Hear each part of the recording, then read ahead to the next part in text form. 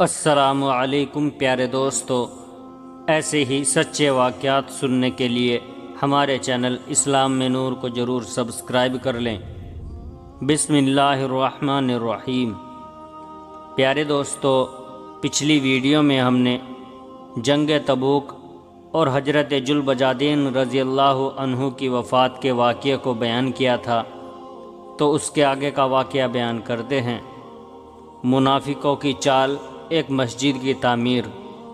منافقوں نے اسلام کی بیخ-کنی اور مسلمانوں میں پھوٹ ڈالنے کے لیے مسجد قباء کے مقابلے میں ایک مسجد تعمیر کی تھی، جو در حقیقت منافقین کی سازشوں اور اس کی دسیسہ کاریوں کا ایک زبردست اڈہ تھا۔ ابو عامر راہبہ، جو انصار میں سے عیسائی ہو گیا تھا، جس کا نام حضور صلی اللہ علیہ وسلم نے ابو عامر فاسق رکھا تھا، اس نے منافقین سے کہا کہ تم لوگ خفیہ طریقے پر جنگ کی تیاریاں کرتے رہو، میں کیسر روم کے پاس جا کر وہاں سے فوجیں لاتا ہوں تاکہ اس ملک سے اسلام کا نام و نشان مٹا دوں۔ چنانچہ اسی مسجد میں بیٹھ بیٹھ کر اسلام کے خلاف منافقین کمیٹیاں کرتے تھے اور اسلام و بانی اسلام صلی اللہ علیہ وسلم کا خاتمہ کر دینے کی تدبیریں سوچا کرتے تھے۔ جب حضور صلی اللہ علیہ وسلم جنگ تبوک کے لیے روانہ ہونے لگے تو مکار منافقوں کا ایک گروہ آیا اور محض مسلمانوں کو دھوکہ دینے کے لیے بارگاہ اقدس میں یہ درخواست پیش کی کہ یا رسول اللہ صلی اللہ علیہ وسلم، ہم نے بیماروں اور معذوروں کے لیے ایک مسجد بنائی ہے، آپ چل کر ایک مرتبہ اس مسجد میں نماز پڑھا دیں تاکہ ہماری یہ مسجد خدا کی بارگاہ میں مقبول ہو جائے۔ آپ صلی اللہ علیہ وسلم نے جواب دیا کہ اس وقت تو میں جہاد کے لیے گھر سے نکل چکا ہوں، لہٰذا اس وقت تو مجھے اتنا موقع نہیں ہے۔ منافقین نے کافی اصرار کیا،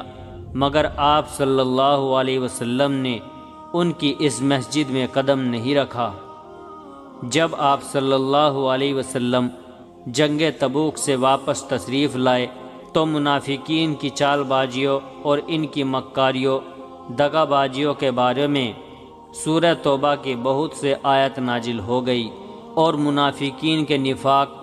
اور ان کی اسلام دشمنی کے تمام رموز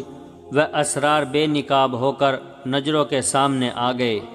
اور ان کی اس مسجد کے بارے میں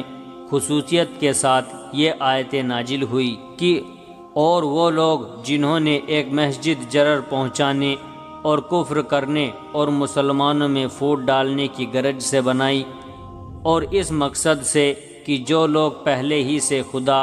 اور اس کے رسول سے جنگ کر رہے ہیں ان کے لیے ایک کمین گاہ ہاتھ آ جائے، اور وہ ضرور قسمیں کھائیں گے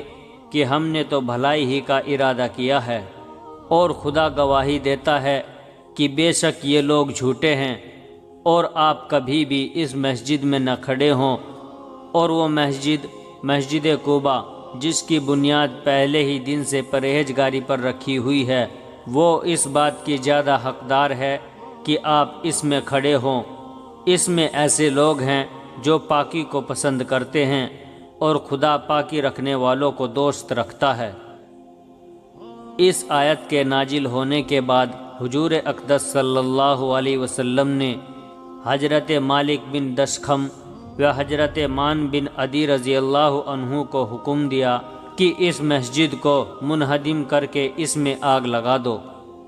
غزوہ تبوک سے واپسی کے بعد حضور صلی اللہ علیہ وسلم نے ذوالقعدہ سن 9 ہجری میں 300 مسلمانوں کا ایک قافلہ مدینہ منورہ سے حج کے لیے مکہ مکرمہ بھیجا، اور حضرت ابو بکر صدیق رضی اللہ عنہ کو امیر الحج اور حضرت علی مرتضیٰ رضی اللہ عنہ کو نقیب اسلام اور حضرت سعد بن ابی وقاص و حضرت جابر بن عبداللہ و حضرت ابو ہریرہ رضی اللہ عنہ کو معلم بنا دیا اور اپنی طرف سے قربانی کے لیے 20 اونٹ بھی بھیجے۔ حضرت ابو بکر صدیق رضی اللہ عنہ نے حرم کعبہ اور عرفات و مینا میں خطبہ پڑھا۔ اس کے بعد حضرت علی رضی اللہ عنہ کھڑے ہوئے اور سورہ بارات کی 40 آیتیں پڑھ کر سنائیں اور اعلان کر دیا کہ اب کوئی مشرک خانہ کعبے میں داخل نہ ہو سکے گا، نہ کوئی برہنہ بدن اور ننگا ہو کر طواف کر سکے گا، اور 4 مہینے کے بعد کفار و مشرکین کے لیے امان ختم کر دی جائے گی۔ حضرت ابو ہریرہ اور دوسرے صحابہ کرام رضی اللہ عنہ نے اس اعلان کی اس قدر زور سے منادی کی کہ ان لوگوں کا گلا بیٹھ گیا۔ اس اعلان کے بعد کفار و مشرکین فوج در فوج مسلمان ہونے لگے۔ اسی سال پورے ملک میں ہر طرف امن و امان کی فضا پیدا ہو گئی اور زکوٰۃ کا حکم نازل ہوا، سود کی حرمت نازل ہوئی، اور اس کے 1 سال بعد سن 10 ہجری میں حجۃ الوداع کے موقع پر اپنے خطبوں میں حضور صلی اللہ علیہ وسلم نے اس کا خوب اعلان فرمایا۔ حبشہ کا بادشاہ جن کا نام حضرت اصحمہ رضی اللہ عنہ تھا، جن کے زیر سایہ مسلمان مہاجرین نے چند سال حبشہ میں پناہ لی، ان کی وفات ہو گئی۔ حضور صلی اللہ علیہ وسلم نے مدینے میں ان کی غائبانہ نماز جنازہ پڑھی اور ان کے لیے مغفرت کی دعا مانگی۔ اسی سال منافقوں کا سردار عبداللہ بن امیہ مر گیا۔ اس کے بیٹے حضرت عبداللہ رضی اللہ عنہ کی درخواست پر ان کی دلجوئی کے واسطے حضور صلی اللہ علیہ وسلم نے اس منافق کے کفن کے لیے اپنا پیرہن عطا فرمایا اور اس کی لاش کو اپنے جانوء اقدس پر رکھ کر اس کے کفن میں اپنا لعاب دہن ڈالا، اور حضرت عمر رضی اللہ عنہ کے بار بار منع کرنے کے باوجود چونکہ ابھی تک ممانت نازل نہیں ہوئی تھی، اس لیے حضور صلی اللہ علیہ وسلم نے اس کے جنازے کی نماز پڑھائی۔ لیکن اس کے بعد ہی یہ آیت نازل ہو گئی کہ اے رسول، ان منافقوں میں سے جو مرے کبھی آپ ان پر نماز جنازہ نہ پڑھیے